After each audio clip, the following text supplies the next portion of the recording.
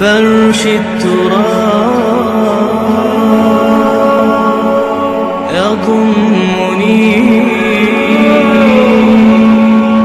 وهو غطاء. بسم اللہ الرحمن الرحیم. آج کا سبق نمبر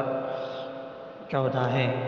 آج کے سبق میں ہم پٹی اور پلستر پر مسح کے متعلق پڑھیں گے. گزشتہ کل کے سبق میں ہم نے پڑھا کہ اگر آدمی نے موزے پہنے رکھے ہو تو موزے پر مسح کرنے کے کیا احکام ہے اور اس کے کیا شرائط ہے، کن شرائط کے پائے جانے کی بنا پر موزوں پر مسح صحیح ہوتا ہے اور اس کی مدت کیا ہے، اور اس کے فرض اور مسح مقدار کو پڑھا ہے. آج کے سبق میں ہم پٹی اور پلستر کے اوپر مسح کے متعلق پڑھیں گے کہ انسان کو زخم وغیرہ لگتی رہتی ہے، یہاں تک کہ کبھی عضو کے جسم اعضاء کے ٹوٹنے کی بنا پر پلستر بھی لگایا جاتا ہے. اب یہ ہے کہ کسی کے ہاتھ میں یا کسی کے پیر میں یا چہرے پر کوئی زخم یا پھوڑا وغیرہ لگا ہوا ہو جہاں پر وضو کے اندر دھونا ضروری ہوتا ہے، تب ایسے شخص کے لیے وضو میں پانی استعمال کرنے کا حکم ہے. یعنی ایسے شخص کے لیے پانی کا استعمال نقصان دہ ہوتا ہے. تو اس کے بارے میں مسائل یہ ہے کہ اگر کسی شخص کے ہاتھ یا پاؤں وغیرہ میں کوئی پھوڑا، زخم یا کوئی ایسی بیماری ہے کہ اس پر پانی ڈالنے سے نقصان ہوتا ہے تو وضو کرتے وقت پھوڑے یا زخم وغیرہ پر پانی نہ ڈالیں، صرف گیلا ہاتھ پھیر لے، اس کو مسح کہتے ہیں اور گیلا ہاتھ پھیرنے سے اس کا وضو ہو جائے گا. اور اگر پھوڑے یا زخم کی یہ کیفیت ہو، یعنی پھوڑا اور زخم ایسا ہو کہ گیلا ہاتھ پھیرنے سے بھی تکلیف ہوتی ہے یا گیلا ہاتھ لگانے سے بھی نقصان کا خطرہ ہو، تو ایسی حالت میں اس جگہ کا مسح کرنا بھی ضروری نہیں رہتا، بلکہ اتنی جگہ ویسے ہی چھوڑ دینی چاہیے. اور اگر زخم پر پٹی بندھی ہو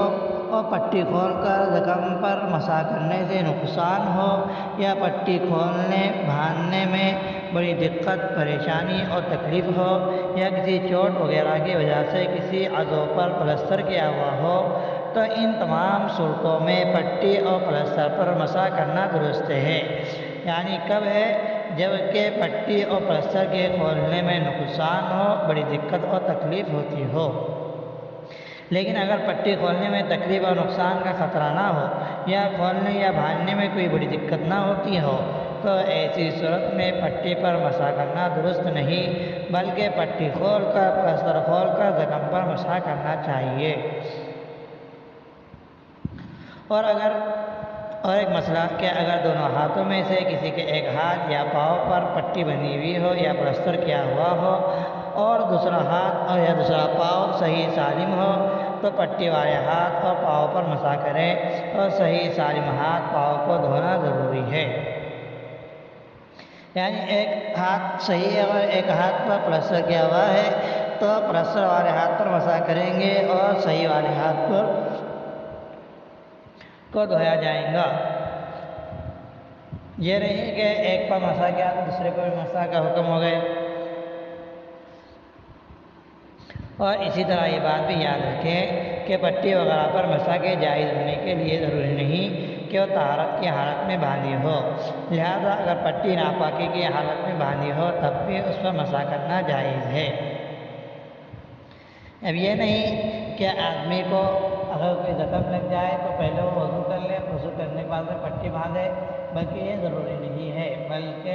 عام طور پر جب زخم وغیرہ لگتی ہے تو پٹی کرنا ضروری ہوتی ہے اور وضو کرنے کی تاخیر کریں گا تو خون کثرت سے بہہ جائے گا. تو اس وجہ سے یہ ہے کہ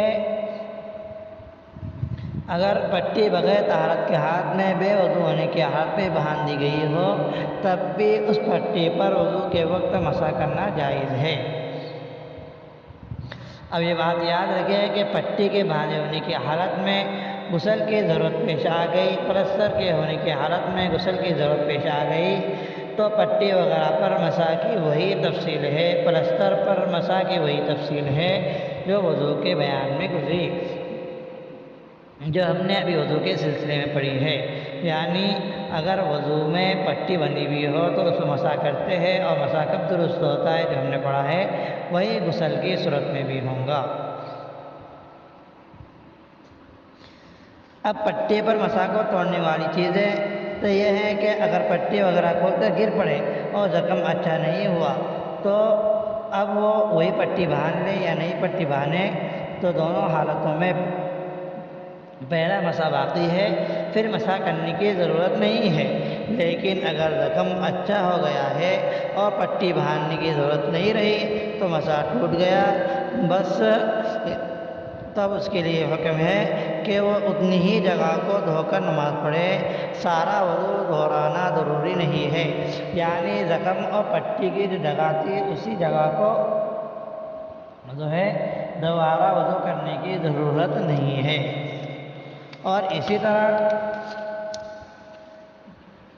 علامہ کاشانی رحمۃ اللہ علیہ جن کی کتاب بدائع الصنائع ہے، انہوں نے پٹی کے کھل کر کے جانے کے مسائل کو خوبصورت انداز میں بیان فرمایا ہے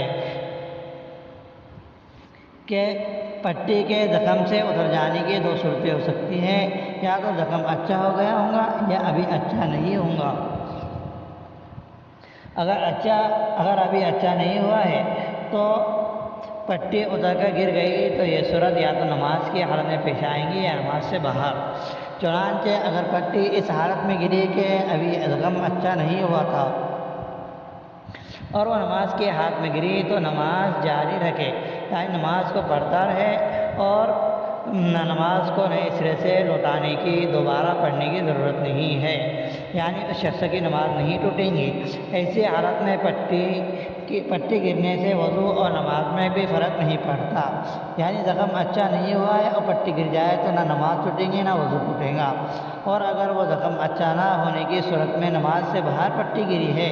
یعنی آدمی نماز نہیں پڑھ رہا ہے اور جو پٹی گری ہے تو اب بھی اس پر مسح کا دوبارہ لوٹانا ضروری نہیں ہے، بلکہ وہ پہلے والا مسح کافی ہے۔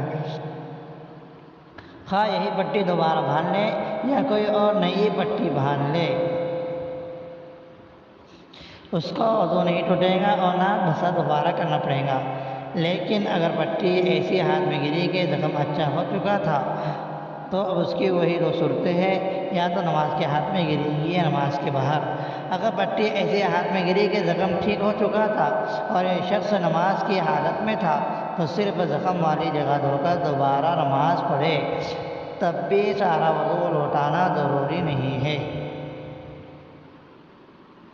لیکن زخم اچھی ہونے کی حالت میں زخم سے اگر پٹی گر جائے تو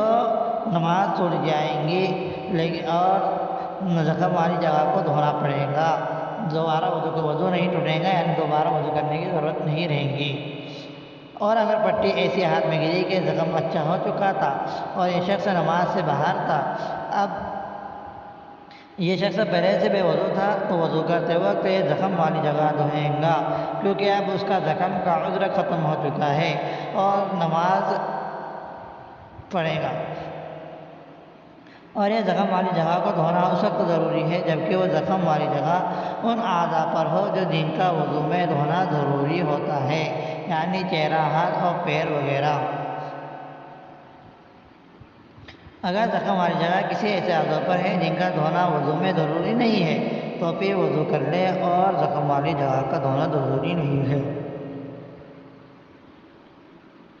اور اگر یہ شخص پہلے سے باوضو تھا تو صرف زخم والی جگہ دھو لے، سارا وضو دہرانا لوٹانا ضروری نہیں ہے،